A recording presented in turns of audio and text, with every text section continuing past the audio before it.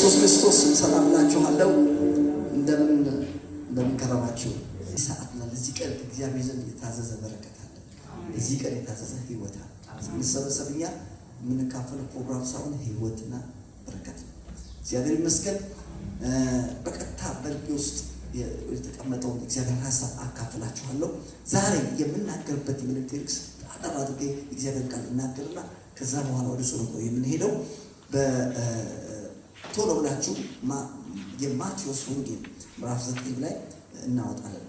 ማቴዎስ ወንጌል ዛሬ የምናገርበት የመልእክት ርዕስ አላችሁ በሚል እረኛ አላችሁ። አሜን። እባካችሁ አለኝ በሉ እስቲ። እዚህ ምድር ላይ ወገኖቼ በጣም እድለኛ ሰው በጣም ይሄ ሰው ምን አይነት የታደለ ሰው ነው? እንደው ምን ነው እንደዚህ ሰው ባረገኝ የሚባልለት ሰው ምን አይነት ሰው ካላችሁ ያለው ነው። ምን ያለው እረኛ። አሜን። በዚህ መንገድ ነው ዛሬ ላካፍላችሁ ፈልገው። በማቴዎስ ወንጌል ምዕራፍ 9:35 ኢየሱስን በምኩራባቸው እያስተማረ የመንግስትን ወንጌል እየሰበከ በሕዝቡ ያለውን ደዌና ሁሉ እየፈወሰ በከተሞችና በመንደሮች ይዞር ነበር። ብዙ ሕዝብ ባየ ጊዜ እረኛ እንደሌላቸው በጎች ተጨንቀውና ተጥለው ነበርና አዘነላቸው።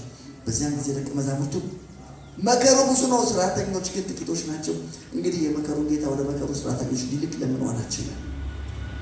ኢየሱስም በምኩራባቸው እያስተማረ ከዛስ የመንግስትን ወንጌል እየሰበከ በሕዝቡ የነበረውን ሕማምና ደዌ እየፈወሰ በከተማና በገጠር ምን ይል ነበር?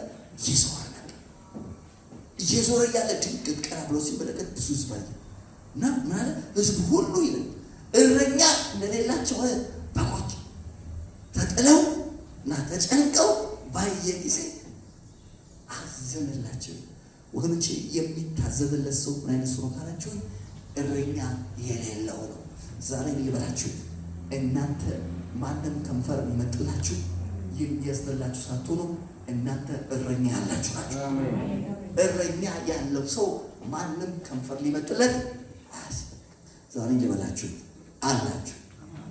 ምን አለኝ ካላችሁ እረኛ። ክብር ለእግዚአብሔር ይሁን። አሜን። ብዙ ጊዜ መዝሙር 23ን ስለለመድነው በቃላችንም ስለምናውቅ በቤተ ክርስቲያንም ብዙ ስለሚሰበክ በቃ እንደው ቀላል ነገር መስሎናል። እኔ እንደዚህ ልበላችሁ፣ እንደዚህ ማለት የሚችል ሰው ምን አይነት የታደለ ሰው መሰላችሁ? እንዴት ማለት መሰላችሁ? እግዚአብሔር እረኛዬ ነው ብሎ ማለት የሚችል ሰው። ማንም ሰው ይህን ማለት አይችልም። እግዚአብሔር እረኛው ያልሆነ ሰው እግዚአብሔር እረኛ ነው ሊል አይችልም። እነግራችኋለሁ፣ ለእኛ እረኛችን እግዚአብሔር። ስለዚህ ዛሬ ማለዳ እንደዚህ ባላችሁ አላችሁ። ምን አለኝ ካላችሁ እረኛ። ስለዚህ የሆነ ሰው መጥቶ ፓስተር በጣም አንተ የምታሳዝነኝ እኔ ስላንተሳስብ አዝናለሁ ብሎ ከንፈሩ ሊመጥል የሚፈልግ አትዘንልኝ። እኔ ከንፈር የሚመጠጥልኝ የሚታዘንልኝ ሰው አለው። ምክንያቱም አለኝ። ምን አለኝ ካላችሁ እረኛ። አሜን። እረኛ ያለው ሰው ምን አይልም? የሚታዘንለት ማንም ከንፈር የሚመጥለት ማንም እንደው የሰውዬ የዚህ ሰው መጨረሻ ምን ይሻላልና ብሎ የሚሰጋልን ማንም ሰው ለኛ ሊሰጋልን ሊያዝን አያስፈልግም። ለምን ከተባለ ለኛ አለና ምን እረኛ። ጌታ ይመስገን። እና ሕዝብ ሁሉ እረኛ እንደሌላቸው በጎች ይልና የመጀመሪያው ነገር አንደኛ ምን ነው የሚለው? ተጨንቀው ነው። ልክ ነው። እነሱ ተመልከቱ፣ እረኛ የሌላቸው ሰዎች ይጨነቃሉ። እኛም ደግሞ አንዳንድ ጊዜ የሚያስጨንቅ ነገር ያጋጥመናል። ልክ ወይኖቼ፣ በእነሱና በእኛ መካከል ያለው ልዩነት ግን ምን ነው ታውቃላችሁ? እኛ የሚያስጨንቀንን የምንጥልበታል። ለዛ ነው ጴጥሮስ ማለት እርሱ ስለ እናንተ ያስባልና የሚያስጨንቃችሁ በእሱ ላይ ጣሉት።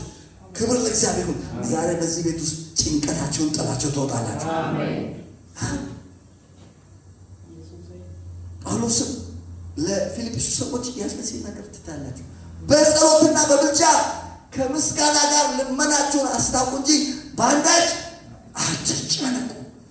እነግራችኋለሁ በጸሎትና በምልጃ ልመናችንን የምናስታውቅበታለን። በጸሎትና ምልጃ ከምስጋና ጋር ልመናችንን እናስታውቃለን። እኛ ነፃ እንሆናለን። አሜን።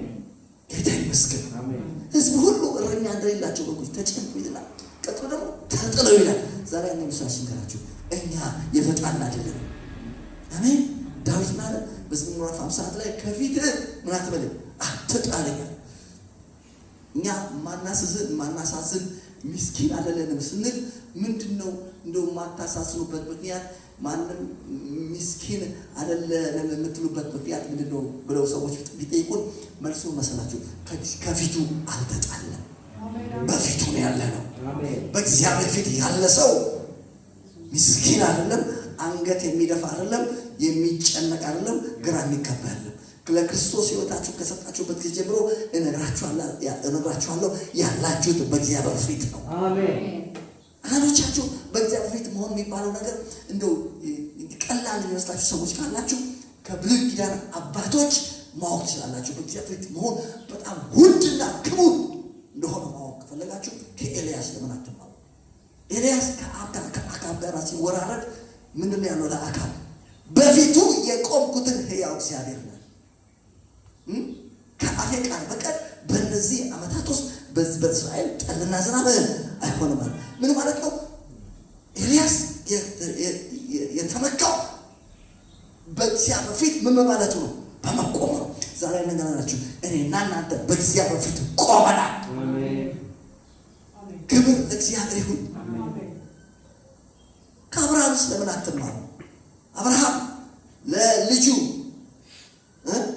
ለይስሐቅ ሚስት እንዲያመጣለት የቤቱ ጠባቂ ኤሌዘር ሲልከው ከዚህ አካባቢ ከሚኖሩ ሳይሆን ከገዛ ዘመዶቼ ርቅ ሄደ ማምጣት አለበት ሲለው ምንድን ያለው? እዛ ባይሆንልኝስ ባላገኝስ እያለ በጣም ሲከራከር ታዩታላችሁ። መጨረሻ ላይ አብርሃም የመዘዘው ካርድ የመዘዘውን ካርድ ማወቅ ትፈልጋችሁ? ስማ ነው ኤሌዘር አካሄዴን በፊቱ ያደረግኩለት አምላኬ መልአኩን ልኮ ጎዳናን ያቀናናል። አካሄዴን በምኑ ዛሬ ልበላችሁ፣ እኛ አካሄዳችን በፊቱ ያደረገልን አምላካችን ከእኛ ጋር በእግዚአብሔር ፊት መሆን ርካሽ ነገር፣ ቀላል ነገር አይደለም። የመጨረሻ ውድ ነገር እዚህ ምድር ላይ ምንድን ነው ካላችሁ በእግዚአብሔር ፊት መቆም። ሃሌሉያ! በፊቱ ቆም ያለው በውስጥ ለምን ከገብርኤል ሳትማሩ? ገብርኤል መልእክት አመጣራል ለዘካርያስ እና መልእክቱን ሊቀበል አልፈለግም። ስማ አለው። ለምን ስነ ስርዓት አትይዝም አለው። እኔ ማንነቴን ታውቃለህ አለው። እኔ እኮ በእግዚአብሔር ፊት የምቆም ገብርኤል ነኝ። ስምሽ አበራሽ ከሆነ እኔ በእግዚአብሔር ፊት የምቆም አበራሽ ነኝ። አሜን። ስምህ ከበደ ከሆነ እኔ በእግዚአብሔር ፊት የምቆም ማን ነኝ? ከበደ ነኝ። ጌታ ይመስገን። በእግዚአብሔር ፊት መቆም ርካሽና ቀላል ነገር አይደለም። አያችሁ፣ ለዛ እኛ ከፊቱ አልተጣለም። ለዛ ነው ዳዊት ከፊትህ አትጣለኛል፣ ቅዱሱ መንፈስን አትውሰድብኝ። ከእግዚአብሔር ፊት ከፊቱ መጣል ማለት መሰላችሁ የእግዚአብሔር ፊት የእግዚአብሔር መንፈስ ከሰው መወሰድ ነው። ዛሬ ነገር ነገራችሁ የእግዚአብሔር መንፈስ ለዘላለም ከኛ ጋር አሜን። ንጹህ ልብ ይፈጥርልኛል። የቀናው መንፈስ በውስጥ ያድስ። በእሽታ መንፈስ ምን በላይ ደግፈኛል። ጌታ ይመስገን። እኛ በእሽታ መንፈስ የተደገፈን በእግዚአብሔር ፊት የሆነ ሰው ማለት መማት መሰለህ። በእሽታ መንፈስ እግዚአብሔር ደግፎናል። ንጹህ ልብን ፈጥሮልናል። አንድ ሰው እኮ ንጹህ ልብ ምን ይሰራልኛል የሚል ሰው አለ። ንጹህ ልብ እንደሚሰራ ይፈታችሁ። ንጹህ ልብ እግዚአብሔር ይታይበታል። ለዛ ነው ጌታ ኢየሱስ ማቴዎስ ምዕራፍ 5 ላይ ልበ ንጹሐን ብፁዓን ናቸው እግዚአብሔርን ያዩታል። ልንገራችሁ እኛ እግዚአብሔር እያየን ነው የኖርን ያለን። አሜን። ስለዚህ ተመልከቱ የላችሁ ከፊቱ መጣል ማለት ይሄ ነው። እግዚአብሔር መንፈስ ከሰው ወሰዳል። ከፊት አጣሪያ የቀናው መንፈስ በውስጥ ያድሳል። የማዳንን ደስታ አስተኝ ከፊቱ ያልተጣለ ሰው የማዳን ደስታ አለ። ከምንም ነገር ጋር ያልተያያዘ ከዚህ ምድር ነገር ጋር ያልተያያዘ የማዳንን ደስታ ሰጥቶናል ማለት ነው። ስለዚህ ተመልከቱ፣ የሚገርማችሁ ነገር በእግዚአብሔር ፊት መቆም በፊቱ መሆን ውድ ነገር ነው። ሁለተኛ ዜና 29:11 ሕዝቅያስ የሚባል አንድ ንጉሥ ነበርና በወቅቱ የነበሩትን ካህናት ሰበሰበና እንደዚህ ያላቸው ስሙ አላቸው፣ በፊቱ ትቆሙ ዘንድ አሜን፣ አገልጋዮቹ ትሆኑ ዘንድ ታጥኖለት ዘንድ መርጧቸዋልና ቸል አትበሏል። ክብር ለእግዚአብሔር ይሁን። በምኑ ትቆሙ ዘንድ? ዛሬ ሊበላችሁ እናንተ በእግዚአብሔር ፊት ቆማችኋል። አገልጋያችሁ ትሆኑ ዘንድ ታጥኖለት ዘንድ እግዚአብሔር መርጧችኋል። አሜን። ስለዚህ ተመልከቱ፣ ርካሽ ነገር አይደለም በእግዚአብሔር ፊት መቆም። እኛ ያለነው በፊቱ ነው። ስለዚህ ማንም ሊያዝንልን ከንፈር ሊመጥልን የእነዚህ ሰዎች እንደው መጨረሻ ምን ይሁን እንደው በጣም አዝንላችኋለሁ ሊለን አይችልም። መጨረሻችን እየከበረ ነው። አሜን። ለምን ካላችሁ አለና ምን እረኛ እረኛ ባለባካችሁ። ስለዚህ ህዝቡ ሁሉ አለ እረኛ እንደሌላቸው በጎች ተጨንቀውና ተጥለው ባየ ጊዜ ምን አላቸው? አዘንላቸው እያለ ይህንኑ ተመሳሳይ ሀሳብ የእግዚአብሔር ሰው ሐዋርያው ጴጥሮስ ይህንን ነገር ሲደግሞት ያላቸው አንደኛ ጴጥሮስ ምዕራፍ 1 ቁጥር 24 ላይ በሚገርም ሁኔታ ይህንን ሀሳብ ሲያስቀምጥ ያላቸው ቶሎ በሉና አንደኛ ጴጥሮስ ምዕራፍ 1 ቁጥር 24 ላይ አውጡ። ጌታ ይመስገን። እስቲ አለ ይበሉ ባካችሁ። አሁን ሰው እኮ የሆነ ባንክ ቤት የሆነ ፍራንክ አስቀምጦ አለ ይላል። የሆነ ዘመድ ምናምን አለ ብለው በቃ እንደው ኮርቶ እኮ ይኖራል። እኛ እኮ አለን እያልን ያለነው እረኛ ነው። አሜን። አለን እያልን ያለነው አምላክ ነው። አሜን። አለን። አሜን። ቀና በሉ ባካችሁ። አሜን። ዘና በሉ። አሜን። ከፊት ለፊታችሁ ብሩህ ነገር ይታያችሁ። አሜን። ለምን ለምን እንደዚህ የምትለው ለምን አለንም አላችሁ? ምን እረኛ ጌታ ይመስገን። አንደኛ ጴጥሮስ ምዕራፍ 1 ቁጥር 4 ላይ ለኃጢአት ሞተን ለጽድቅ እንድንኖር። በነገራችን ላይ አንድ ልብ እንድትሉ የምፈልገው እውነት እንድነው ከዚህ ቃል ብርሃን አሁን እኛ እየኖርን ነው ያለ። ለምንድን ነው የምትኖሩት ተብሎ ቢጠየቅ መልሱ ቀላል ነው። ለጽድቅ። ስለ ጽድቅ እየኖርኩ ነው መልሱ። ስለኛ ለሞተውና ለተነሳው እየኖርን ነው። ለኃጢአት ምን ብለን ሞተን ለጽድቅ እንድንኖር። ምን ይላል? ለጽድቅ እንድንኖር እርሱ ራሱ በሥጋው ኃጢአታችንን በእንጨት ላይ ተሸከመ፣ በመገረፉ ቁስል ተፈወሳችሁ ይልና እንደ በጎች ትቅበዘበዙ ነበርና አሁን ግን ወደ ነፍሳችሁ እረኛና ጠባቂ ተመልሳችኋል። ዛሬ ልበላችሁ እንኳን ወደ ነፍሳችሁ እረኛና ጠባቂ ተመልሳችሁ። እኛ ወደ ሆነ የሃይማኖት ድርጅት የመጣ ነው ወገኖቼ። እንደ በጎች ንቅበዘበዝ የነበርን ሰዎች አሁን እኛ ወደ ክርስቶስ ሕይወታችን ስንሰጥ የመጣ ነው ወደ ነፍሳችን እረኛና ጠባቂ ነው። ዛሬ እንደበላችሁ ነፍሳችሁ እረኛ አላት። ነፍሳችሁ ጠባቂ አላት።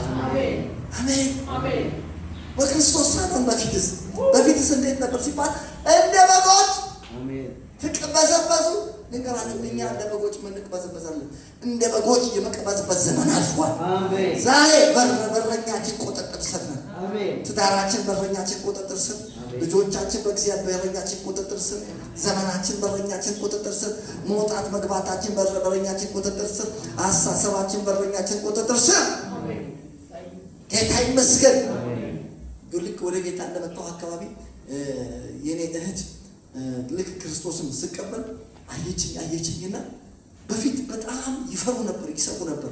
ከቤት ወጥቼ በሰላም መመለሴ እርግጠኛ አይደሉም። በጣም ይጨነቃሉ በጣም እና በጣም ያስባሉ። ቤተሰብ በጣም ነበር ያስቡ እና ምን ሆነ መሰላችሁ? ልክ ክርስቶስ ሕይወት ጌታና አራኛ ጥቂት ስቀበል እህቴ አየችኝና እኔ ከዚህ በኋላ ለዓለሙ መጨነቅና ማሰብ አቆሚያለሁ አለች። ለምን ስትባል እርሱ ተቆጣጣሪ ያለው አለች። አሜን። እንደ በፊቱ አይደለም አለች። ጌታ ይመስገን። በሰላም ወጥቼ መግባት ቻለ። ለምን ካላችሁ ወደ ነፍሴ እረኛና ጠባቂ ተመለስኩ። ዛሬ እንዲበላችሁ እንኳን ወደ ነፍሳችሁ እረኛና ጠባቂ በሰላም ተመለሳችሁ። አይገርማችሁ? እንደ በጎች ተቅበዘበዙ ነበርና እኛ አሁን እንደ በጎች የምንቅበዘበዝ አይደለንም። አሁን እኛ ወደ ነፍሳችን እረኛና ጠባቂ ምን ብለናል? ተመለሰናል። ሌላው ቁርጥ ልጆቻችን ቤተሰባችን ምን በምንም አይነት ሁኔታ ውስጥ ይሆኑ አነጋገራቸው በእግዚአብሔር ቁጥጥር ስር ነው። እኛና የኛ የሆነ ነገር ሁሉ በእግዚአብሔር መንፈስ በእረኛችን ቁጥጥር ስር ነው። ከቁጥጥር ውጪ ሊሆን የሚችል ነገር የለም። ሁሉ ነገራችን ይጠበቃል። እስቲ ይጠበቃል በሉ። ሌላው ቀርቶ ራሱ ሀሳባችን ሁሉ ይጠበቃል። እግዚአብሔር ጠባቂ ነው ስንል እኮ በቃ ውጫዊ ነገር ብቻ እንዳይመስላችሁ፣ እሱ የማይጠበቀው ነገር የለም። ለዛ ነው በፊልጵስዩስ ላይ ሐዋርያ ጳውሎስ ማለት አእምሮን የሚያልፍ የእግዚአብሔር ሰላም በክርስቶስ ኢየሱስ ሀሳባችሁንና ልባችሁ ምን ያደርጋል? ሀሳባችን ልባችን የተጠበቀ ከሀሳብ የማይረባና ምናምን ሀሳብ ልናስብ አንችልም። እስቲ ልቤ የተጠበቀ ነው በሉ። እስቲ ጌታ ይመስገን። መዝሙር 24 አታስታውሱ? ከዛሬ ጀምሮ አለ እስከ ዘላለም አለ እግዚአብሔር መግባትህንና መውጣትህን ይጠብቃል።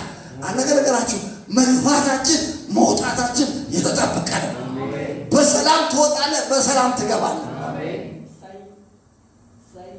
ስንት ጊዜ ወጥተን ስንት ጊዜ በሰላም ገብተናል። ዝም ብላችሁ ወጥታችሁ ዝም ብላችሁ የገባችሁ መስላችሁ? መውጣትና መግባታችሁ የተጠበቀ ስለሆነ ነው። ሀሳባችንና ልባችን የተጠበቀ ነው። ጤናችን የተጠበቀ ነው። ጤና ራሱ ከቁጥጥር ውጭ ሊሆን አይችልም። አሜን። ጤና ጥበቃ ይባላል። ጤና ራሱ ይጠበቃል። ጤና ጥበቃ ሚኒስቴር በቀላል። ስለዚህ የኛ ጤና ጥበቃ ሚኒስቴር ራሱ እግዚአብሔር። ለምን የምንበላውን እየባረከ አንተን እግዚአብሔር አምላክን ታመልከዋለህ፣ እርሱ እንጀራና ውሃ ይባረክ። እኛ የምንበላው እንጀራ የተባረከ ነው። እኛ ምን ውሃ ጠጣ የተባረከ። አሜን። ምግቡን ስትባረከው የተባረከ ምግብ ትበላለህ። ስለዚህ በጤንነት ትቀጥላለህ። እስካሁን ድረስ በጤንነት የቀጠለው ጤናችን የተጠበቀ ስለሆነ ተመልከቱ። እረኛችን የማይጠብቀው የለም። ጤናችን ይጠብቃል። አሜን። መግባትና መውጣታችን ይጠብቃል። ሀሳብና ልባችን ይጠብቃል። ልጆቻችን ይጠብቃል። ትዳራችን ይጠብቃል። መንፈሳዊ ሕይወታችን ይጠብቃል። የኛ የሆነ ነገር ይጠብቃል። በጥበቃ ውስጥ ጌታ ይመስገን። አንዳንድ ጥበቃዎች እኮ አስተማማኝ አይደሉም። የሚገርማችሁ አንድ ጊዜ እዚህ አካባቢ የሸማቾች ይባላል ሸማቾች እና ጥበቃው የጥበቃ ቤት አለችው። እንደዚህ ታታቸው ቆቆሮ የምትሰራ አጭር እዛች ውስጥ ነው ገብተው የሚተኙታል። እና ሰውየው ጠባቂው እዛ ውስጥ ገብቶ ተኝቷል እየጠበቀ እና ሌሊት ላይ ሌቦች መጡና ለአራት አንስተው ተሸክመው ሰውየው ጠባቂውን ማለት ነው ይዘውት ቦታ ወስደው እዛ አስቀመጡት። እነሱ በሩን ሰብሮ የፈለጉትን ነገር ጭነው በመኪና ይዘው ሄዱ። እነግራቸዋለሁ የእኛ ጠባቂ ግን አይተኛም፣ አያንቀላፋም። እስራኤልን የሚጠብቅ አይተኛም። ልንገራችሁ፣ ልጆቻችን እየተጠበቁ ነው። ጤናችን እየተጠበቀ ነው። መውጣት መግባታችን እየተጠበቀ ነው። አገልግሎታችን እየተጠበቀ ነው። የኛ የሆነ ነገር ሁሉ እየተጠበቀ ነው። ለዛው በማይተኛ በማያንቀላፋ ሲተኛ ማያንቀላፋ በልስቱ። ሌላው ቀርቶ አንገለገላችሁ አገራችን ኢትዮጵያ እየተጠበቀች ነው። አታስታውሱ? መዝሙረ ዳዊት ላይ እግዚአብሔር ቤትን ካልሰራ ቤተሰሪ በከንቱ ይተጋል። እግዚአብሔር ከተማን ካልጠበቀ ከተማ ጠባቂ በከንቱ ይተጋል። አነገራችሁ የምንኖርበት እቺ ከተማ እየተጠበቀች ያለችው በእግዚአብሔር ኢትዮጵያ እየተጠበቀች ያለችው ከተማ አገር ኢትዮጵያን የሚጠብቁ ዳር ድንበር ላይ ስላሉ ወታደሮች እግዚአብሔር ይመስገን። ነገር ግን አገራችን የሚጠብቅ እግዚአብሔር። ስለዚህ ተመልከቱ፣ ዛሬ ደግሜ እንዲልበላችሁ እንኳን ወደ ነፍሳችሁ እረኛና ጠባቂ በሰላም መጣችሁ። አሜን። ክርስቶስ ኢየሱስ የሕይወታችሁ ጌታና አዳኝ አድርጋችሁ ስትቀበሉ የመጣችሁት ወደ ሃይማኖት ተቋም አይደለም፣ ወደ አዲስ እምነት አይደለም። የመጣችሁት ወደ ነፍሳችሁ እረኛና ጠባቂ ነው። አሜን። ስለዚህ ተመልከቱ ምንድን ያለው እዚህ ጋር ስታዩ እንደ በጎች ትቅበዘበዙ ነበርና አሁን ግን አለ ወደ ነፍሳችሁ እረኛና ምን ጠባቂ ምን ብላችኋል? ተመልሳችኋል። እንኳን በሰላም ተመለሳችሁ። እኛ እንግዲህ ኢትዮጵያውያን ስለሆን እረኛና ጠባቂ ይገባል። እኛ ሀገር ያለው በጎች ምን ብቻ ነው ያላቸው? እረኛ ብቻ ነው ያላቸው። እረኛ ብቻ ናቸው። እረኛ ነው ያላቸው። ያም እረኛ ደግሞ ከኋላ ነው የሚሆነው። እነሱ በጎቹ ከፊት ነው የሚሆኑት። እንደዚህ ነው የምናውቀው። እስራኤል ሀገር እንደዚህ ያለ እረኛ ከፊት ነው የሚሆነው፣ ከፊት በግ የት ነው የሚሆነው? ከኋላ ነው። በዛ ነው ጌታ ኢየሱስ ዮሐንስ 10:10 ላይ በጎቼ ድምፄን ይሰማሉ ይከተሉኛል። አንዳንዶቻችሁ ስትሰሙ እንዴ ከኋላ አውሬ መጥቶ ቢዘነጥላቸው ምትሉ ሰዎች አታስቡ። ከኋላ ሌላ ጠባቂ የሚባል ሰው እያለ። ስለዚህ የእስራኤል እረኞች በሁለት ሰው ነው የሚጠበቁት። አንደኛው እረኛ ይባላል ከፊት፣ ሁለተኛው ደግሞ ጠባቂ። አምላካችን እግዚአብሔር እረኛችንን ጠባቂያችን። እንኳን በሰላም መጣችሁ። ወዴት? ወደ ነፍሳችሁ እረኛና ጠባቂ። ጌታ ይመስገን። እኛ እረኛ ያለን ሰዎች፣ ጠባቂ ያለን ሰዎች። ለዛውም ጠባቂያችን ደግሞ ቅድም እንደነገርኳችሁ የማይተኛ የማያንቀላፋ 24 hour አሜን። ለዛውም ራሱ መላእክቶች እንኳን የሚያዝ በመንገድ ሁሉ። ከዛ በፊት እንደዚህ ነው የሚለው ዘጠናል መቅሰፍት ወደ ቤት አይገባም፣ ክፉ ነገር ወደ አንተ አይቀርም። ለምንድን ነው መቅሰፍት ወደ ቤታችን የማይገባው? ለምንድን ነው ክፉ ነገር ወደ እኛ የማይገባው ካላችሁ መልሷ ነገር ነው። በመንገድ ሁሉ ይጠብቁ ዘንድ መላእክቱን ስላንተ ያዛቸው።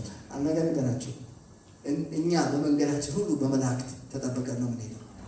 የምትገቡበት አውሮፕላን ውስጥ መላእክት፣ የምትገቡበት መኪና ውስጥ መላእክት፣ በእግራችሁ ስትንቀሳቀሱ በመላእክት ተጠብቀን እንወጣ፣ ተጠብቀን የምንገባ ሰዎች ነው። አሜን። እንኳን ደግሜ እንዲልበላችሁ እንኳን ወደ ነፍሳችሁ እረኛና ጠባቂ በሰላም ተመለሳችሁ። የመጨረሻ ነገር አንድ ነገር ላንሳና ወደ ጸሎት ነው። ወደ መጨረሻው ታዲያ ይሄ እረኛችን እግዚአብሔር ከሚሰራቸው ነገሮች መካከል አንዱ ልንገራችሁና ከዛ እንጸልያለን። መቼም ስለ እረኝነትና አንስቶ መዝሙር 23ና አለመጥቀስ አለማንሳት በጣም ያስቸግራል። ከመዝሙር 23 ብዙ አልናገርም። አንድ ጥቅስ ብቻ አንድ ቁጥር ብቻ ልንገራችሁ ነው።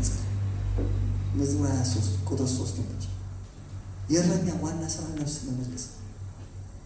ቁጥር 3 ምንድን ነው የሚለው? ነፍሴን መለሳት። ነፍሳችን አንዳንዴ ትዘላለች። የእናንተ እንግዲህ አላውቅም ጎበዞች ስለሆናችሁ፣ የኔ ግን አንዳንድ ጊዜ ድክም ይላታል። ምንድን ነፍሳችን ስትዝል ድክም ሲላል ነፍሳችንን እየመለሰ ነፍሴን ምን አደረጋት? መለሰ። የእረኛ ዋና ስራ ነፍስ። የእረኛ ዋና ስራ ነፍስን በማድረግ መመለስ ነው። አንዳንዴ ነፍሳችን ድክም ሲላል ነፍሳችን ምን ያደርጋል? ይመለሳል። ነፍሴን ምን ያደርጋል? መለሰ። እስኪ ነፍሴን መለሰ። ስንት ጊዜ ነፍሳችንን መልሷታል። ጌታ ይመስገን። ነፍሴን መለሳት ይላል። ከዛ በኋላ ነገር ይላል ስለ ስሙ ብሎ አለ። ስለ ስሙ ነው በጽድቅ መንገድ ምን አደረገኝ? መራኝ። አንድ ነገራችሁ እግዚአብሔር በጽድቅ መንገድ ለምንድን ነው የመራ? አዎ ነፍሳችን ብዙ ጊዜ ድክም ሲላል እየመለሰ በጽድቅ መንገድ ብዙ ጊዜ መርቶ ነው። ለምንድን ነው የመራ? ምክንያቱም ነገራችሁ ስለ ስሙ ብሎ ስለ ስሙ ብሎ ምን ማለት ነው? ስለ ስሙ ብሎ ማለት የእግዚአብሔር ስም በእኛ ላይ ተጠርቶ። አንዳንዶቻችሁ አታውቁም ምን እንደተሸከማችሁ። የተሸከማችሁት ምን ተቀላችሁ? ስሙን ተሸክማችኋል። ይሄ አለ በአሕዛብ መካከል ስሜን የሚሸከም የክብር ዕቃ ነው። እኛ የስሙ ተሸካሚዎች ነው። እንግዲህ ስትወጡ ስሙን ተሸክማችሁ፣ ስትገቡ ስሙን ተሸክማችሁ። አሜን። ይኸውላችሁ በስሙ ተጠርታችኋል። ሁለተኛ ዜና ላይ ምንድን ነው የሚለው? በስሜ የተጠራው ምን ሕዝቤ። ልንገራችሁ የእግዚአብሔር ሕዝብ የተጠራው በማን ስም ነው? በእግዚአብሔር ስም። በስሙ ተጠርታችኋል። የእናንተ ቤተሰብ በስሙ ተጠርቷል። ልጆቻችሁ በስሙ ተጠርቷል። በስሙ ተጠርተናል። እግዚአብሔር ነፍሳችን እየመለሰ በጽድቅ መንገድ እስከ ዛሬ ድረስ የመራን ምክንያቱን ልንገራችሁ። ስለ ስሙ ብሎ ዛሬ ማዳ እንደዚህ ይበላችሁ። ይህን ስም ተሸክማችሁ ጉድጓድ አትገቡ። ይህን ስም ተሸክማችሁ ግረን አትገቡ። ለምን ካላችሁ ስሙን ተሸክማችኋል። የማንን ስም?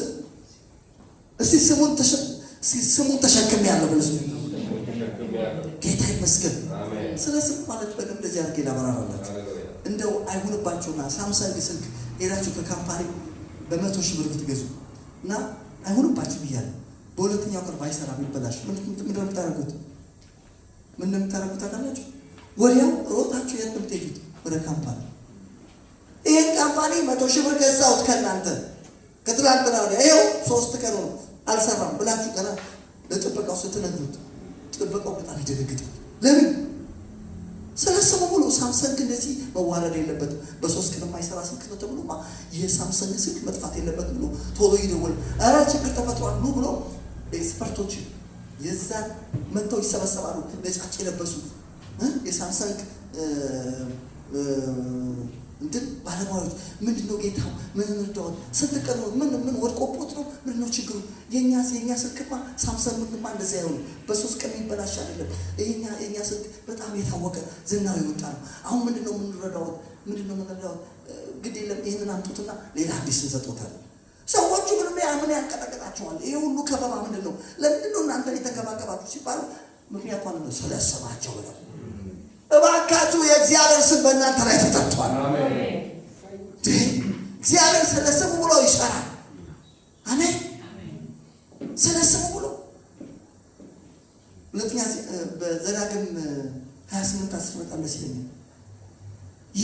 የእግዚአብሔር ስም በአንተ ላይ እንደተጠራ አይተው አሕዛብ ይፈሩሃል ይላል። እንግዲህ አሁን ሰዎች እናንተ የሚያከብሯችሁ ወይም ደግሞ የሚፈሯችሁ የሆነ በተለያየ ነገር አይደለም። አንድ ብቻ ነው ምክንያቱ። ምንታችሁ የእግዚአብሔር ስም በእናንተ ላይ እንደተጠራ ዛሬ ልንገራችሁ። የእግዚአብሔር ስም በእናንተ ላይ ተጠርቷል። የእግዚአብሔር ስም በእኔ ላይ ተጠርቷል። ክብር ለኢየሱስ ይሁን። በልጆቻችሁ ላይ የእግዚአብሔር ስም በእናንተ ተጠርቷል። በእናንተ ላይ የእግዚአብሔር ስም ተጠርቷል። ዛሬ ደግሜ ልበላችሁ፣ ይሄን ስም ተሸክማችሁ አትከስሩም። ይሄን ስም ተሸክማችሁ አትዋረዱም። ይሄን ስም ተሸክማችሁ ግራ አትጋቡም። እግዚአብሔር ዛሬ ማለዳ ስለ ስሙ ብሎ በሕይወታችሁ ይሰራል። ስለ ምኑ ብሎ? ስለ ስሙ። የስሙ ዝና መውጣት አለበት። ሰዎች እናንተን ሲያዩ እግዚአብሔርን ማየት አለባቸው።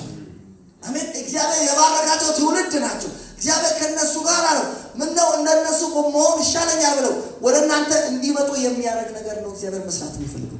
ስለ ስሙ ብሎ ስለ ስሙ ብሎ በሉስቲ ስለ ስሙ ብሎ እግዚአብሔር ይሰራል። ነፍሴን መለሰ። ስለ ስሙ ብሎ በጽድቅ መንገድ መራኝ። ሌላው ደግሞ ልንገራችሁ የመጨረሻው ነገር። እኔ እንግዲህ ከሀገር ወጥቻለሁ። ትንሽ ጥቂት ሀገራቶች ዞሬያለሁ እና አሁን እንደው ቃለ መጠየቅ ብታረጉልኝ ለመሆኑ እንደው በወጣባቸው ቢዞርክባቸው ሀገራቶች ሀገር ላይ ሊኖር የምትፈልገው ነገር ምንድን ነው ካላችሁ አንድ ነገር ብቻ ተናገር ብትሉኝ ምን እንደምላችሁ ታውቃላችሁ? የመንገድ ስም ነው የምላችሁ። የሄድኩበት ሀገር ላይ በሆነ በጣም አንደኛው ሀገር ላይ መንገዱ ሁሉ ስም አለው። በቃ የሆነ ሰው ቤት መሄድ ብትፈልጉ አትቸገሩ። በቃ ያን የመንገዱን እንትን አድራሻው ይሰጧችኋል። ቀጥታ በቃ ነው የምትሄዱት። ልክ እንደኛ ሀገር አለ። እኛ ሀገር አሁን ሰዎች ወደ እናንተ ቤት ሲመጡ ሲደውሉ እዚህ ጋር ታጠፍ ሱቅ አለ። ከዛ እስከ ሱቁ በኋላ ምን አለ? ከዛ ዛፍ አለ። ከዛፉ ዘጋ። ከዛ ግሮሰሪ ወደ ግራ ምናምን እንደዚህ አትሉ። በቃ አድራሻው መስጠት ብቻ። እኔ አሁን ስለ መንገድ ስለዋራ ነው እረኛችሁ እግዚአብሔር ነፍሳችሁን መልሶ እናንተን የመራችሁ ስም በሌለው መንገድ ላይ ሳይሆን ስም ባለው መንገድ ላይ የመንገዱ ስም ልንገራችሁ። የመንገዱ ስም የጽድቅ መንገድ ይባላል። ክርስቶስ ኢየሱስን የሕይወታችሁ ጌታና አዳኝ ያደርጋችሁ ከተቀበላችሁ ጊዜ ጀምሮ እናንተ አሁን እየሄዳችሁበት ያለው የመንገዱ ስም የጽድቅ መንገድ ነው። ስሙ የጽድቅ መንገድ በሉ እስቲ። ስንት አይነት መንገድ አለ? ብዙ አይነት መንገድ እኮ አለ። ይሄን ማወቅ ከፈለጋችሁ በዘባሪቱ ረፋን እንደዛለን። ምስጉን ነው በክፉዎች ምክር ያልሄደ፣ በዋዘኞች ወንበር ያልተቀመጠ፣ በኃጢአተኞች መንገድ ያልቆመ። ዛሬ ነገር እንደናችሁ እኛ በኃጢአተኞች መንገድ ላይ ያለን የቆምንበት መንገድ የኃጢአተኛ መንገድ አይደለም።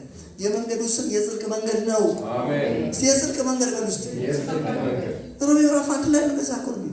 እግዚአብሔር ከሰማይ ሆነና ወደ ምድር ሲመለከት ጻድቅ የለም አንድስ እንኳን። እግዚአብሔር የሚፈልግ የለም ስንት እንኳን አንድስ እንኳን የሚያስተውል የለም። ሁሉም በአንድነት የማይጠቅሙ ሆነዋል አለና ከዛ ሲያብራራ ጉሮሯቸው እንደተከፈተ መቃብር ነው። በምላሳቸው ምን ብለዋል? ሸንግለዋል። የእባብ መርዝ ከከንፈሮቻቸው በታች ይገኛል። እግሮቻቸው ደምን ለማፍሰስ ፈጣኖች ናቸው አለና በመንገዳቸው ጉስቁልና ጥፋት ይገኛል። በዓይኖቻቸው ፊት እግዚአብሔር መፍራት የለም። በምናቸው? በመንገዳቸው። እስኪ በመንገዳቸው ብሎ ሰዎቹ እየሄዱበት ያለ ምን አለ? መንገድ አለ። የሆነ መንገድ ላይ ምን እያሉ ነው? እየሄዱ እኮ እኛ የሆነ መንገድ ላይ ምን እያለ ነው? እስቲ እየሄድኩ ነው በሉ። መንገድ ላይ እየሄዳችሁ እነዚህ ሰዎች ታዲያ እየሄዱበት ባለው በዚህ በመንገዳቸው ላይ ወደፊት ምን ያጋጥማቸዋል ካላችሁ መጽሐፉ እንደዚህ ብሎ ይናገራል። ሁለት ነገር፣ አንደኛ ጉስቁልና፣ ሁለተኛ ጥፋት። ዛሬ አንዴ ብስራሽ ትንገራችሁ። እናንተ እየሄዳችሁ ባለበት በዚህ በጽድቅ መንገድ ላይ ጉስቁልና ያለ ጥፋት ያለ ሲያለ በሉ እስቲ ለምን መሰላችሁ? የመንገዱ ባህሪ እንደዛ አይደለም። እረኛችሁ እግዚአብሔር ነፍሳችሁ መልሶ በጽድቅ መንገድ መርቷችሁ በመራችሁ በዚህ መንገድ ላይ ወደፊት አሁን እየሄድኩ ነው። ወደፊት ምን ያጋጥመኛል ፓስተር? ዛሬ ነው ትንቢት ለመስማት የመጣሁት። ትንቢት ነገር ካላችሁ ትንቢት እነግራችኋለሁ። በምትሄዱበት በዚህ መንገድ ላይ የሌለውን መጀመሪያ ልንገራችሁ። ጉስቁልና የለም፣ ጥፋት የለም። አሜን። ስለዚህ ተመልከቱ፣ እየሄድንበት ያለው መንገዱ ስም በሌለው መንገድ ላይ አለን። ይሄን የመንገዱ ስም የምን መንገድ ነው ብያችኋለሁ? የጽድቅ መንገድ። እንደውም የሚገርማችሁ አንዳንድ ሰዎች ብዙ ስም አላቸው። የቤት ስም አለ፣ የውጭ ስም አለ፣ የመስሪያ ቤት ስም አላቸው። 4 5። እኛም እየሄድንበት ያለው መንገድ በጣም የስም ሀብታም ደግሞ። ሁለተኛው ስም እንገራችሁ። ሌላው ሉቃስ ላይ ምን ይላል? እግራችንን በሰላሙ መንገድ ያቀናል ይላል። ዛሬ እንደበላችሁ የሄዳችሁበት ያለው የመንገዱ ሌላው ስሙ የሰላሙ መንገድ ይባላል። እግራችንን በምንም በሰላሙ መንገድ እስቲ የሰላሙ መንገድ በሉ እስቲ። የሰራዊት ጌታ እግዚአብሔር እግራችንን በሰላሙ መንገድ አቅንቶታል። አሜን። ሊሊያ አታስታውሱም? ሊሊ ዘመረችው ቅጥር ሰርተህ የሚለው እግሬን በሰላሙ መንገድ የሚያቀና የታመነ አምላክ ይድረሰው ምስጋና። ቅጥር ሰርተህ እኔን ከበር እንዳይነብል ተጠንቅቀህ። እስቲ አቤት ጥበቃ፣ አቤት ጥበቃ ያስደንቀኛል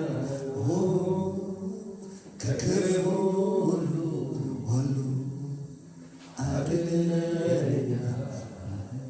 እግዚአብሔር መሪ ነው፣ ሁሌ ይመራኛል። ከረግረግ ከጭቃ እኔን ያወጣኛል። እግሬን በሰላሙ መንገድ የሚያቀና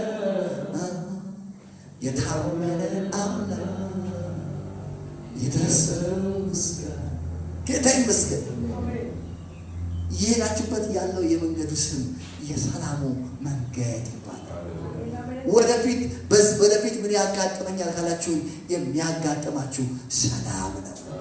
ሰው በሰላሙ መንገድ ላይ የሄደ ወደፊት ውከት ያጋጥመኛል እንዴት ይላል? እግራችኋለሁ በሰላሙ መንገድ እግራችሁን እግዚአብሔር አጥሞታል።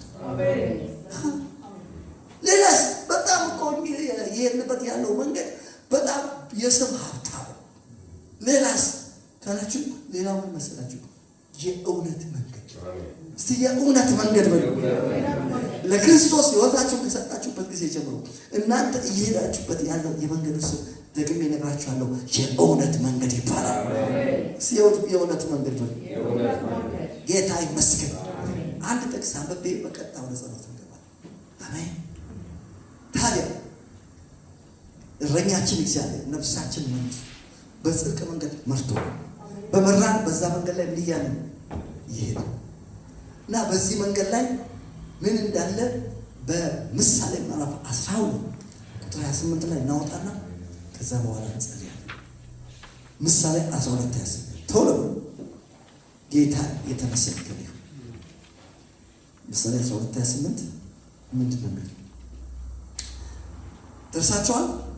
በጽድቅ መንገድ ላይ ሕይወት አለ፣ በጎዳናዋም ሞት የለም። በጽድቅ መንገድ ላይ ምን አለ? ነግራችኋለሁ። ለክርስቶስ ሕይወታችሁን ከሰጣችሁበት ጊዜ ጀምሮ እረኛችሁ እግዚአብሔር ነፍሳችሁን መልሶ በጽድቅ መንገድ መርቷችኋል። በመራችሁ በዚህ መንገድ ላይ ስትሄዱ ወደፊት ምን ያጋጥመኛል ካላችሁ የሚያጋጥማችሁ አንድ ነገር ነው፣ ሕይወት ነው። ሕይወት በልሱ በሚሄድኩበት ባለው በዚህ መንገድ ላይ ምን አለ ካላችሁ ሕይወት አለ።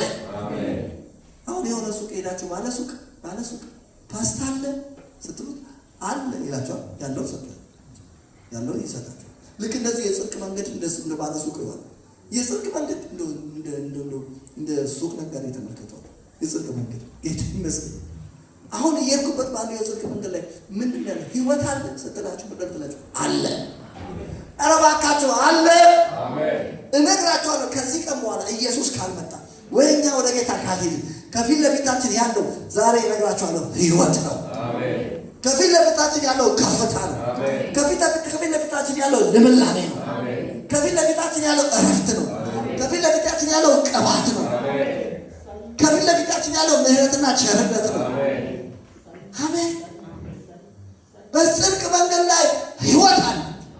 ዛሬ ደግሜ አውጃለሁ በዚህ ማለዳ ላይ የጌታ መንፈስ ይህን አውጅ ብሎኛል። አለ። ኧረ አለ። ምን አለ ካላችሁ ሕይወት፣ ምን አለ ካላችሁ ጤንነት፣ ምን አለ ካላችሁ በረከት፣ ምን አለ ካላችሁ ከፍታ በኢየሱስም አለ። ኧረ አለ በሉ እባካችሁ። እኔ እኮ አይደለሁም። ይሄ ቃል እኮ ሊገለበጥ አይችልም። ሰማይና ምድር ቢያልፍ ይቀላል። ይሄ ቃል ከሚያልፍ ይሄ ቃል ጌታ ኢየሱስ መጽሐፍት ከቶ ሊሰበሩ አይቻላቸው፣ መጽሐፍ ሊሻሩ አይቻላቸው። ይሄ የመጽሐፍ ቃል አይሻልም። አሁን እረኛችን እግዚአብሔር ነፍሳችን መልሶ በጽድቅ መንገድ መርቶናል። በመራን በዛ መንገድ ላይ ምን እያለ ነው ይሄድ እና በዚህ መንገድ ላይ ወደፊት ምንድን ነው ያለው ብላችሁ ይህ መጽሐፉ ስጠይቁት ሕይወት አለ ይላችሁ። አሜን። የእግዚአብሔር ቃል እውነት መጽሐፍ ቅዱስ ቃል እውነት ነው። በእውነት ይቀደሳቸው። አሜን። ሁኔታ የሚያወራውን ተውት። ወሬኛ የሚያወራውን ተውት። ሟርተኛ የሚያወራውን ተውት። ተንኮለኛ የሚያወራውን ተውት። እኛ ቃሉ የሚያወራውን ነው የምንቀበል። ቃሉ ምን አለ? ጽድቅ መንገድ ላይ ምን አለ? ሕይወት። የሌለ ነገር ደግሞ አለ። የሌለ ነገር አለ። በጎዳናዋ ሞት የለም። ሌላችሁ ባለሱቅ መኮረኒ ያለ ስትሉት እሱ የለም ይላችሁ። ኧረ እባክህ መኮረኒ ያለ የለም። መኮረኒ ያለ እኮ ነው የምልህ የለም። ኧረ ሂድልኝ አንተ እሱ የለም ጨቀጨኛለ። አሁን የጽድቅ መንገድ ሞት አለ። አሁን በጽድቅ መንገድ ላይ እየሄድኩ ነው። ወደፊት ሞት ነው የሚጠብቀኝ። ሞት አለ የለም። ሞት አለ ወይ? የለም። ኧረ ሞት አለ ወይ እኮ ነው የምልህ። የለም ነው የምልህ የለም። እባካችሁ ዛሬ እንደ መልእክተኛ ሆኜ መጥቻለሁ። በጌታ በኢየሱስ ክርስቶስም በጽድቅ መንገድ ላይ ሞት የለም፣ ውድቀት የለም፣ ኪሳራ የለም፣ ግራ መጋባት የለም፣ ሽንፈት የለም፣ ውርደት የለም። ኧረ እባካችሁ የለም የለም በሉ እባካችሁ።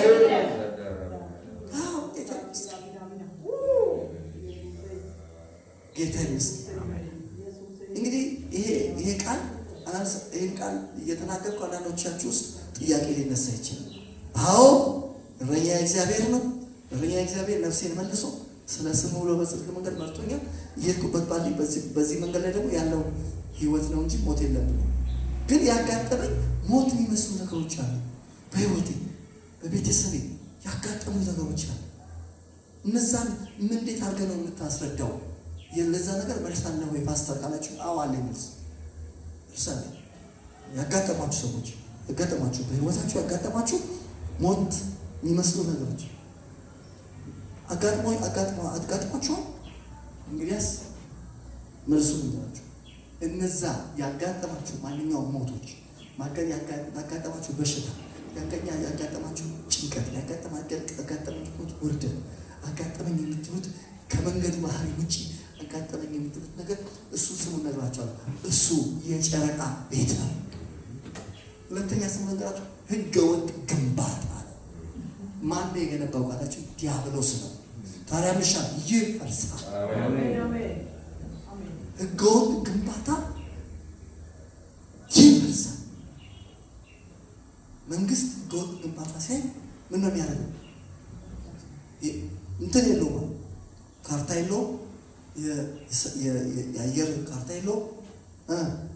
ሰውየው እጅ ላይ ምንም ቅጥ የለም። የጨረቃ ቤት ነው። ስለዚህ ምንድን ነው የሚደረገው? መንግስትን ያልፏል፣ ግሬደር አጥቶ ያፈርሷል። ዛሬ አነጋገራችሁ ዛሬ ማለት ነው። ዛሬ በመንፈስ ቅዱስ ግሬደር በህይወታችሁ ላይ ያለ ጠላት የሰራው ማንኛውም የጨረቃ ቤት ይፈራረሳል።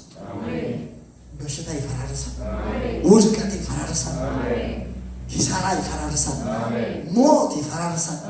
አለመሳካት ይፈራረሳል። የተዘጋ በር ይፈራረሳል። በኢየሱስ ስም ይፈራረሳል። አዎ ይፈራረሳል።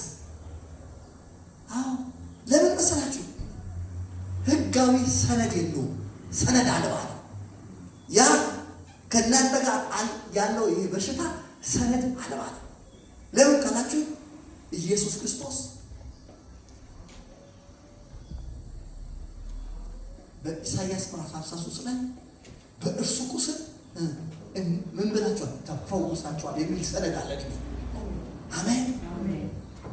በኃጢአት ሞተን ለጽድቅ ኖር እርሱ ራሱ በእንጨት ላይ ኃጢአታችን ተሸከመ፣ በመገረፉ ቁስል ተፈውሳችኋል የሚል ሰነድ ይዘናል። ዛሬ ይባረራል። አሜን።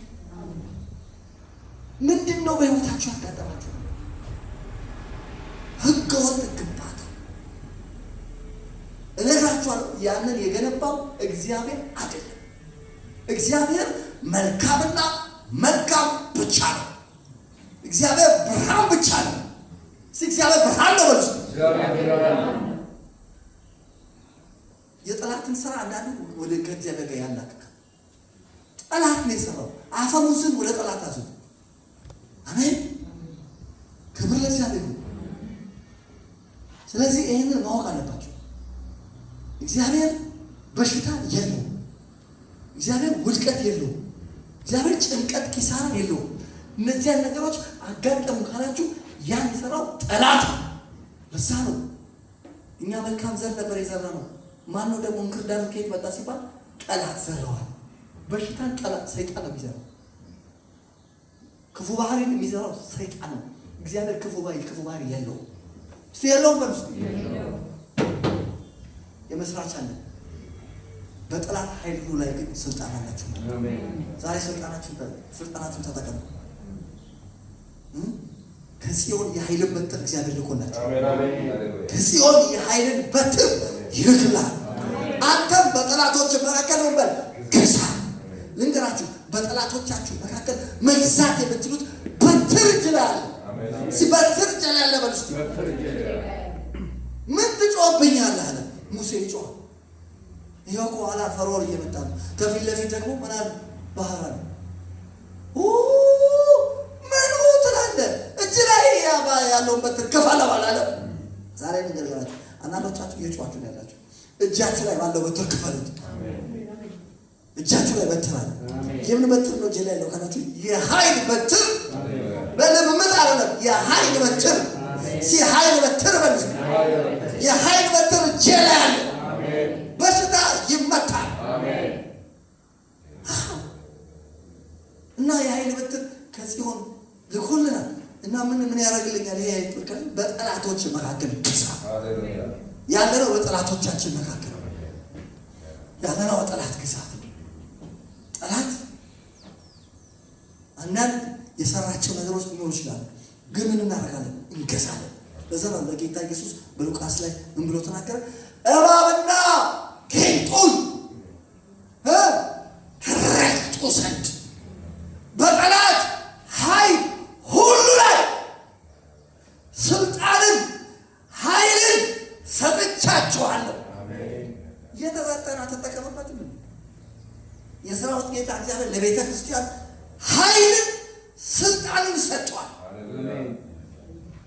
በማላይ በጠላት ኃይል ሁሉ ላይ በግማሹ አይደለም በሁሉ ላይ በጠላት ኃይል ሁሉ ላይ ጠላት ኃይል አለው። ነገር ግን በሱ በጠላት ኃይል ሁሉ ላይ ስልጣን ተሰጥቶ ስልጣናችሁ ተጠቀሙ። ሲጠቀማለ ነው ስልጣናችሁ ተጠቅማችሁ የጨረቃ ቤቱን ታፈርሱታላችሁ። ህገወጥ ግንባታውን ታፈርሱታላችሁ። ሙሴ እኮ የሚታይ ፊዚካል በትር ይዞ ነበረ። እኔ በትር የለኝም እጄ ላይ እንደ ሙሴ። በትሩ መሰለኝ የእግዚአብሔር ቃል በትር አፍ ውስጥ የተቀመጠው ቃል ነው። የኃይል በትር የኃይል በትር እንደሆነ ማጣቅሶች ካላችሁ የኃይል በትር የሰራዊት ጌታ እግዚአብሔር አንድ አፋችሁ ውስጥ ያስቀመጠው የቃሉ የእግዚአብሔር ቃል እሱ የኃይል በትር ነው። ቦርሳ ሳልሰራ አውቄያለሁ። ከማህፀን ሳትወጣ ቀድሻለሁ። ለአሕዛብ ነቢያት እንዲያለ እነሆ ቃሌን በአፍህ አኖርኩ። አፍ ውስጥ የተቀመጠው ቃል እሱ በትር ነው። በትር ነው። በትር ነው። ክብር ለእግዚአብሔር ይሁን።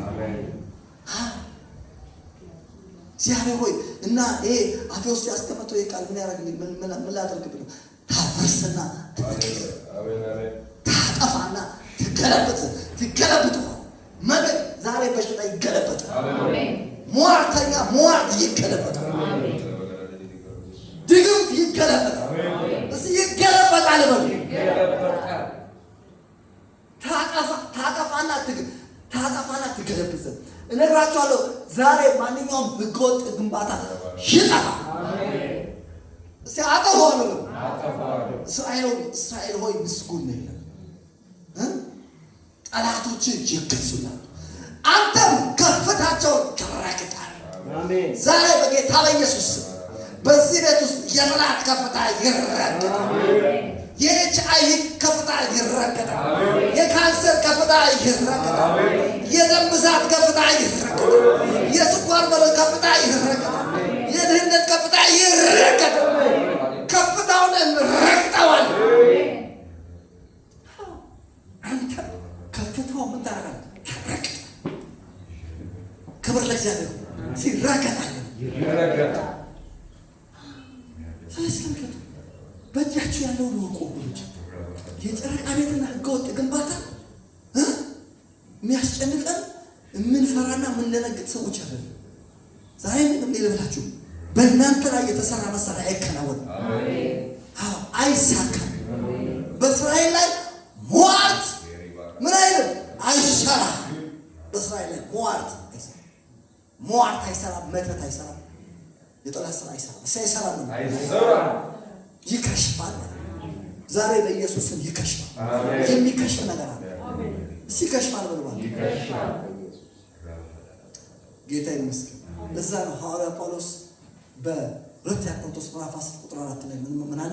ምንም እንኳን እንደ ሰው ልማድ ብንመላለስ። አዎ እንደ ማንኛውም ሰው ነው። አሁን ስትመጡ እነዚህ በአየር ላይ አይደል የመጣችሁት? እንደ ማንኛውም ሰው ነው የመጣችሁት። እንቅስቃሴያችን እዚህ ምድር ላይ ስንኖር እንደ ሰው ልማድ እንኖራለን። ምንም እንኳን እንደ ሰው ልማድ ብንመላለስ ውጊያ ላይ ግን እንደ ሰው ልማድ አንዋጋም። we are different። ውጊያ ላይ ግን ሲመጣ እኛ የተለየ አሜን።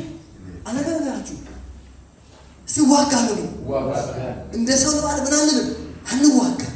ምን ማለት ነው? እናንተ ተዋጊዎች ናችሁ። አሜን። ዛሬ በዚህ ቤት ውስጥ አንድ ነገር ልናደርግ የተሰበሰበው ውጊያ ልንከፍት ነው። ምን አይነት ውጊያ ነው የምንከፍተው? በጨረቃ ቤት ላይ በህገወጥ ግንባታ በህይወታችን ላይ ጠላት በገነባው ህገወጥ ግንባታ ላይ አሁን ዛሬ ወላችሁ ውጊያውን እኔ ያስጀምረዋለሁ። ውጊያ እንከፍትበታል። ሲዋጋለ ውጊያ አሁን ይከፈትበታል። እኛ ተዋጊዎች ዝም ብሎ ሃይማኖት አለ ምንም ማለት ይችላል። በጸጋው በሽታ ምንም አይደለም።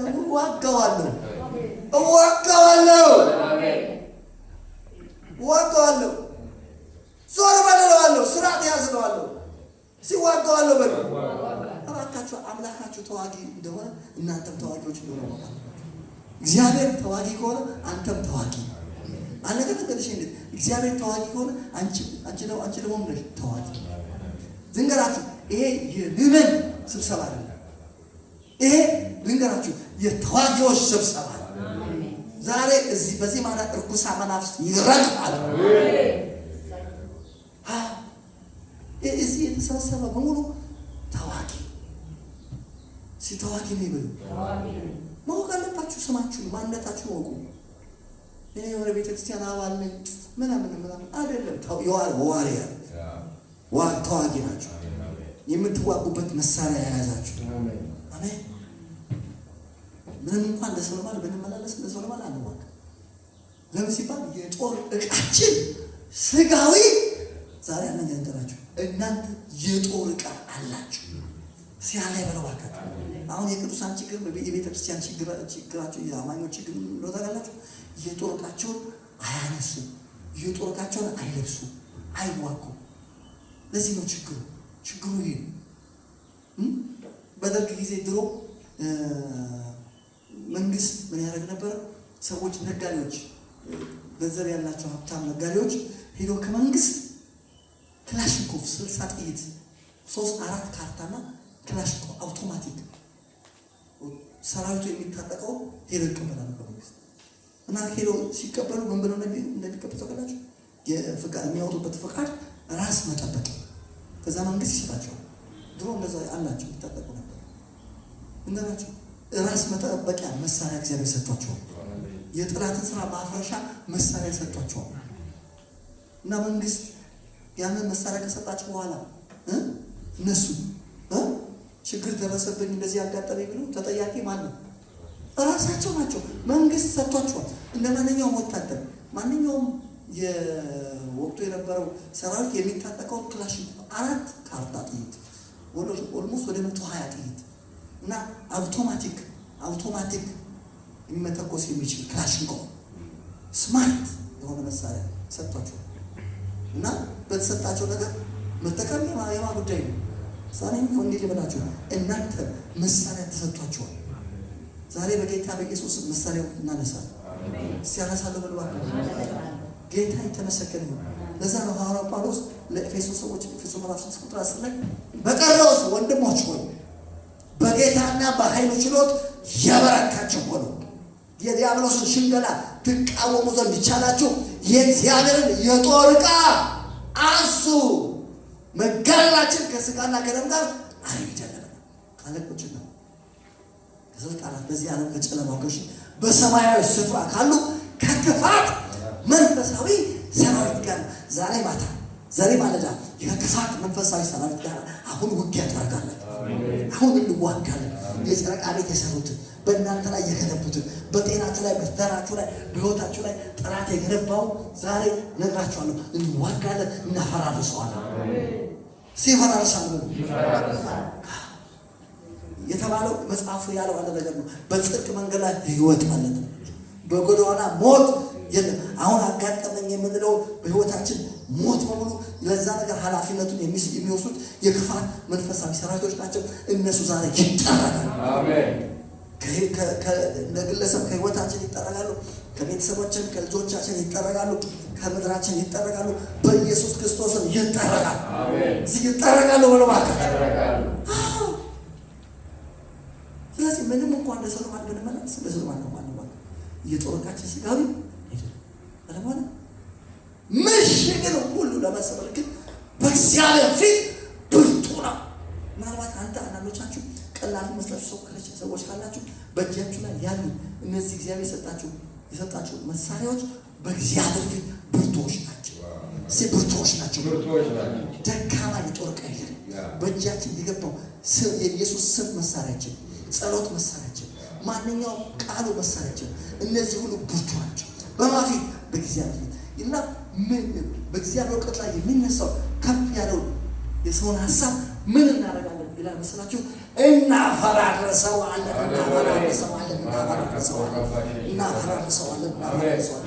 የሰራውን የገነባውን በሽታ እናፈራርሰዋለን። ውድቀትን እናፈራርሰዋለን። ኪሳራን እናፈራርሰዋለን። እኛ እናፈራርሰዋለን። ለምን? ስልጣን ተሰጠ። ጌታ ይመስገን። ተዘጋጅታችኋል? አይ ሬዲ? ቁጣ ውስጣችሁ አልገባም? ዛሬ በቃሉ እውነት ተጋጭቷል። የጠላት በቃሉ እውነት ይኸውላችሁ፣ የጠላት ስራ ዛሬ ይፋ ሆኗል። ምን ማድረግ እንዳለብንም አውቀናል። ጌታ ይመስገን። ተዘጋጅታችኋል ወይ? ለመዋጋት ተዘጋጅታችኋል? አሁን እኔ እንደ ጦር ጀነራል ውጊያውን ላስከፍት፣ ውጊያውን ላስጀምር። ቁሙ፣ ውጊያውን ሊጀምር። አሜን።